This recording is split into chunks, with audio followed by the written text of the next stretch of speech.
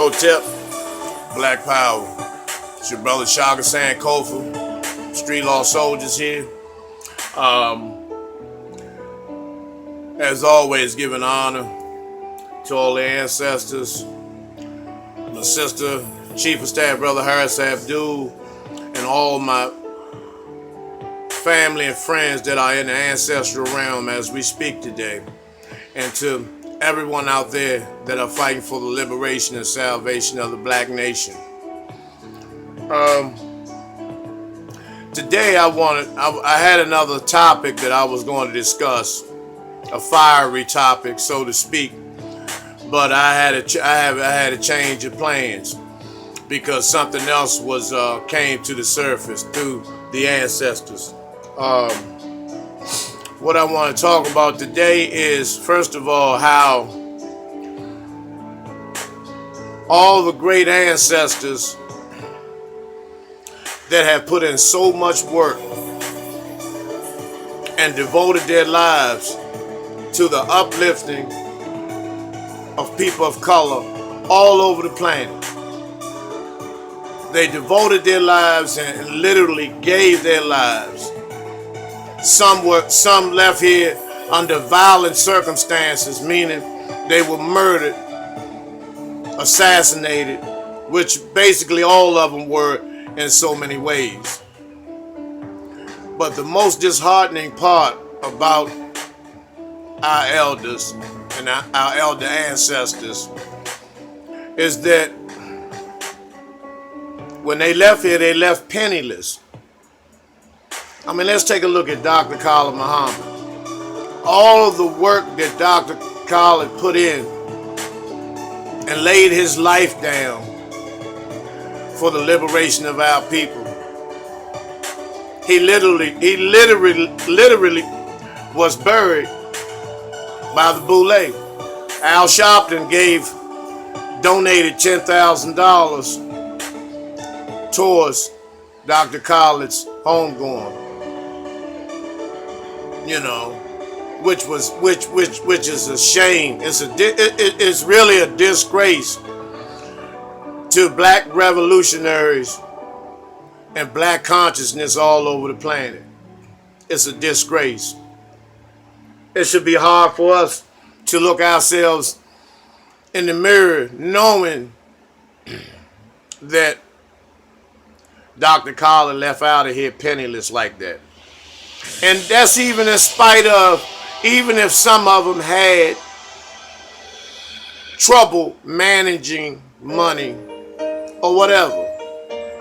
You know, we all know that they didn't have any, for the most part, they didn't have any vices such as drug addiction and things of that nature. So, you know, that's disheartening. Dr. Isamusha Barashango left penniless. No money for a burial service. No money for an ascension service. Excuse me, it's hot in here, and you gotta excuse me. Steve Coakley, no money for burial. No money for an ascension ceremony. All the work that Brother Steve Coakley, Dr. Barashango gave the world, gave the black community. Dr. Clark, same situation. All of the work that Dr. Clark put in, no funding to go among the ancestors. Dr. Ben, same way. Same exact way. You know, for all the work that Dr. Ben had gave the black community and all the people that have eaten off of not only Dr. Ben, but all of our ancestors, all of our scholars and warriors and revolutionaries. You know, they end up living in convalescent homes, nursing facilities, While they're sitting in a nursing facility, you're watching a DVD of Dr. Ben, which you bought from someone else, but Dr. Ben didn't receive not one penny of that of the proceeds. Same with all the other scholars that I mentioned. Dale Jones, Amos Wilson. The same ending.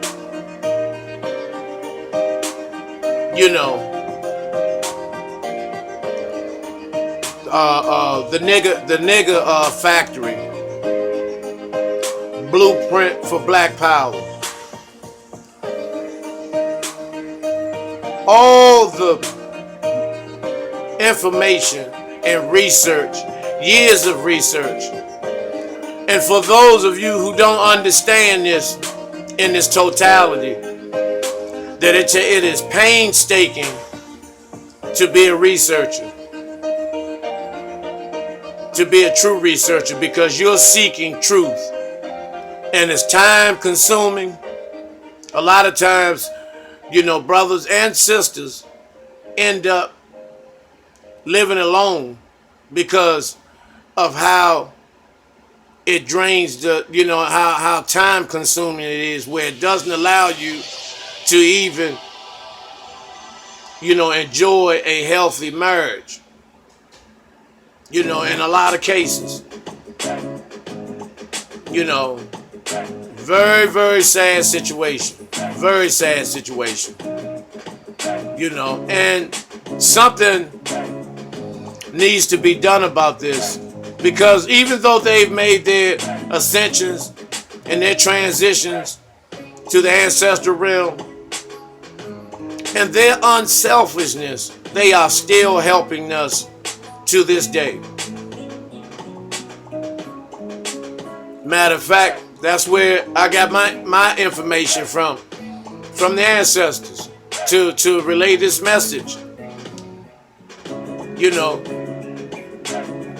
Not even for them. They're still looking out for the black community in terms of the future scholars and today's present scholars that are true to the game, that we should not let them make an ascension penniless or have to scrounge up money to have a decent homegoing service for the years of research, blood, sweat, and tears that it takes to put together books, to do lectures, to travel all over the world, to receive death threats, to be hated, to be misunderstood, to be labeled crazy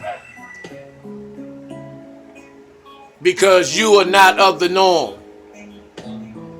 You're not following a European westernized protocol. That you're bringing our brothers and sisters out, they're bringing black people the truth. And, it's a real sad situation. Real sad situation. Like I said, I feel ashamed, even though I found out later on, after these elders made their ascensions, what their situations was in terms of them receiving decent homegoing ceremonies. I would have given my last, because I wouldn't know what I know now. And let me not forget Dr. Francis Cress Wilson.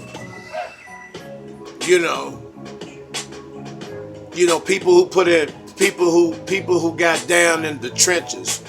Malcolm X, Dr. King, Huey P. Newton. Brothers and sisters that our elders and ancestors that put in the true work for our liberation. And it should be more that we should be doing even today, to pay homage and repay these great divine leaders for the work that they've given us.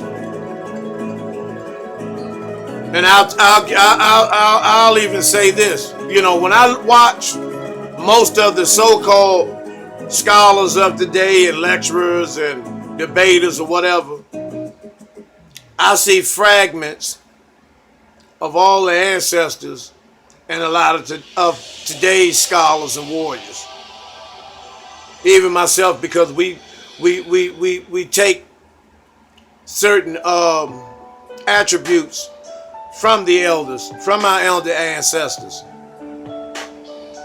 You know, Halle Garima, who created the movie Sankofa,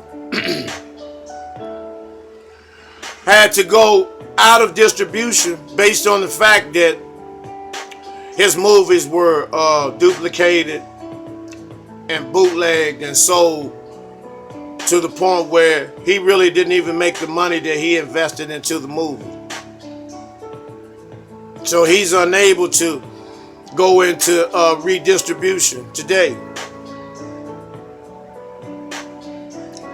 I talked to him personally about that, and he was hurt because he lives right, 5 minutes from my house. So, that's just something to think about. And another thing that I want to discuss on the cleansing of the so-called conscious community, and it doesn't even have to be labeled conscious community any longer, because that has got so much of a scarred name that we need to kind of go in another direction in terms of defining those brothers and sisters who are devoting their lives for the liberation and salvation of the black nation today. But it's a lot of cleaning up we need to do. We have got so addicted to receiving checks from the enemy, because sometimes we can put our foot in our mouths. I don't get paid from YouTube. Not that I say I never will, but today I don't. I don't have any plans on. However, when we talk about the enemy, but yet, you receive a check from the enemy every month, and then those who just slander every brother and sister that means well and comes with information to try to raise the consciousness of our people. I mean, people that are true. You have those who slander those, and I look at those people that they are paid to create confusion and division among the brothers and sisters. Tommy Sotomayor, he's not the only one. It's a whole lot of them. O'Shea Duke Jackson, Phil, the Advice TV show, Lovely T. I can just keep naming and naming those who, portray to be like they have the black community's interests at heart. But at the flick of a hat, they'll be so contradicting in their statements to protect financial income from the enemy.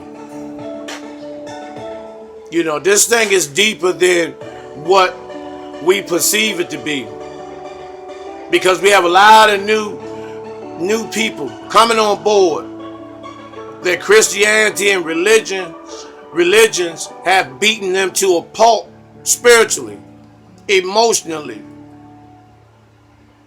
and that they're looking for some truth. They're looking for a way out of the spiritual bondage. And how do we bring them in? What type of relief do we show them? We show them that we can do drive-bys in way of a lecture.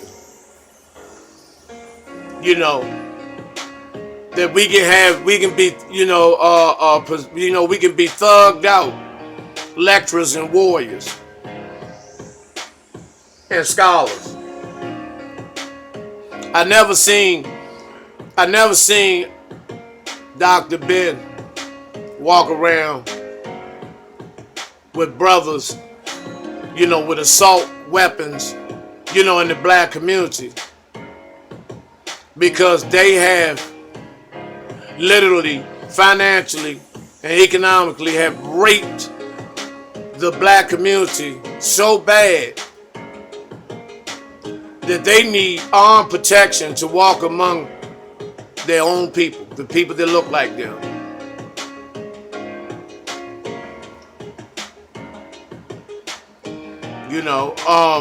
I want to hear your thoughts. I want to hear what you have to say about these things, because what I'm telling you is the truth. And as always, you're always going to get someone that's working with the enemy that's either going to bash you or make justification for the ignorance and the self-hatred that exists in the so-called conscious community. Because it's not fair. We have a lot of, and I call them babies, people that are coming in to the fold. And we need to embrace them. We need to show them that black liberation, the stride and the energy and the muscle, the mental and spiritual muscle that it takes for liberation is all worth it. That it can be within arm's reach if we link up. Because everybody wants their way to be the way. And some people do it purposely because, once again, they're working with the enemy. They're on the enemy's payroll, and that's their job. To keep things divided. To knock down every idea, every thought process, every ideology that is real, that makes sense. So, what are we going to do about that? My suggestion, and it's just a suggestion, it doesn't matter what your belief is. If you understand the situation and condition that black people are in today, and you want to make a change, you want to liberate and salvate our people, and bring happiness and bring peace and bring black rulership to the world again, and let the genius and let the God energy in us rise to the surface, then we all need to link together. Come on, Hebrew Israelite brother, let me link up with you. Let's link up. Let the Moors and the Sunnis link up. Let everybody just link up and lock arms and deal with the enemy.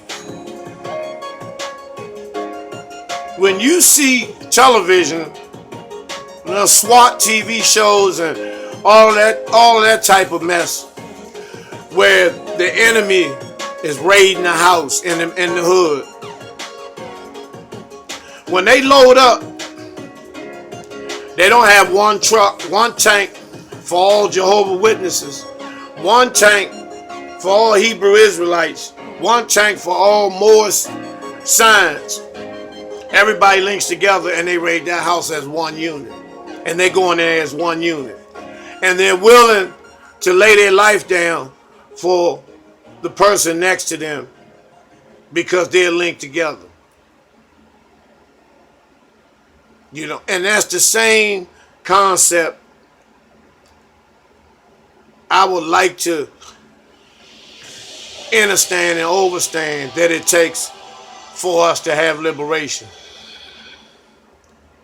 For every child in the black community to have 3 meals a day.